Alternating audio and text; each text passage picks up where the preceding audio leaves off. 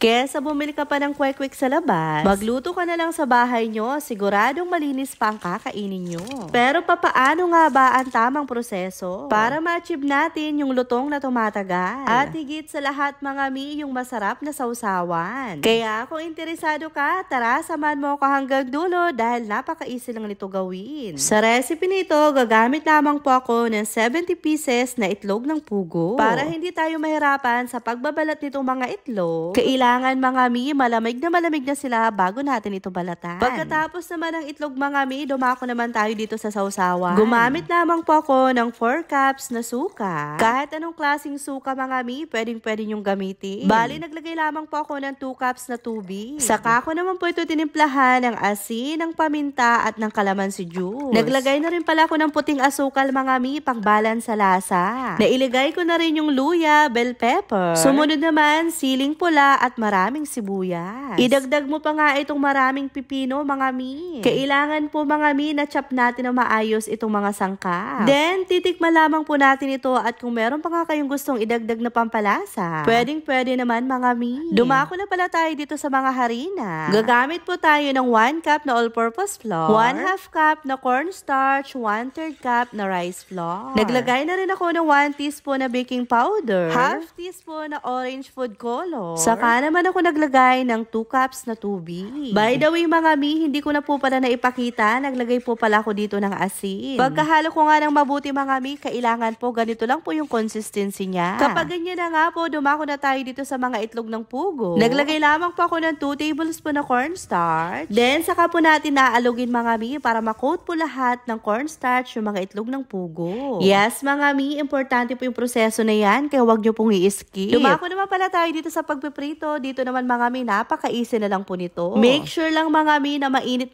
na po yung mantika bago po tayo magprito. Then, dinagdagan ko na nga po para mas mabilis po yung pagluto ko at mas marami kaagad yung maiprito ko. Mga ilang minuto lang mga mi, kapag napansin nyo na lumutang na at malutong na yung ating kwek-kwek, pwede na po natin itong hanguin sa mainit na mantika. Tingnan nyo naman mga mi kung gaano kalutong at ka-perfect itong ating kwek-kwek. Kaya naman agad-agad mga mi, eto na nga at tutusukin ko na sila dito sa barbecue stick. At habang itinutusok ko nga po pala ito mga mi, matanong ko lang po pala, magkano na po ba ang kwek-kwek sa inyo mga mi? Pa-comment naman po sa baba. O ayan mga mi, para maglaway ka, isasawsaw ko na nga dito sa suka. At habang nakikrave ka nga at naglalaway, i-shoutout ko lang ang aking pinsan. Thank you so much, May J. Las Piñas Pasiona, sa laging pag-support. Pag-withdraw na pala ako dito sa aking nilalaro na Masaya Game. At dahil dyan, meron tayong pa-cashback na 100 sa magkakasya ng 200. Yan naman, mag-download at mag-registered na. Gamit lamang ngayong cellphone number. Gagawa ka ng password mo, din yung verification code na sisend sa'yo, then confirm mo lang yan, agad-agad, meron ka ng account. Meron sila pa daily bonus mga mi, at kung mag-withdraw ka naman, ako napaka-easy lang. Click mo lang yung withdraw. Then, bigay mo lang yung info na hiningi, tapos agad-agad makakapag-withdraw ka na. Kung gusto mo rin maging agent nila mga mi, pwede naman. Pero paalala lamang po, bawal ito sa mga bata at gawing libangan lamang po. Kung laro naman palang pag-uusapan, dito na ako sa color game kasi napaka-easy lang laruin. At kahit piso-piso nga lang itaya mo dyan mga mi, pwede mo mapalaguyan. Bukod nga dito sa color game, meron din naman to sa coin at marami pang ibang laro. Ikaw na lang talagang bahalang mamimili mga mi. Pero inuulit ko po, bawal ito sa mga bata at gawing libangan lamang po. And syempre, kailangan po hinay-hinay lamang. Kaya kung gusto mo rin makapag-cash out at makaipon ng coins na paunti-unti, mag-download at mag-register na. Nasa comment section po yung link.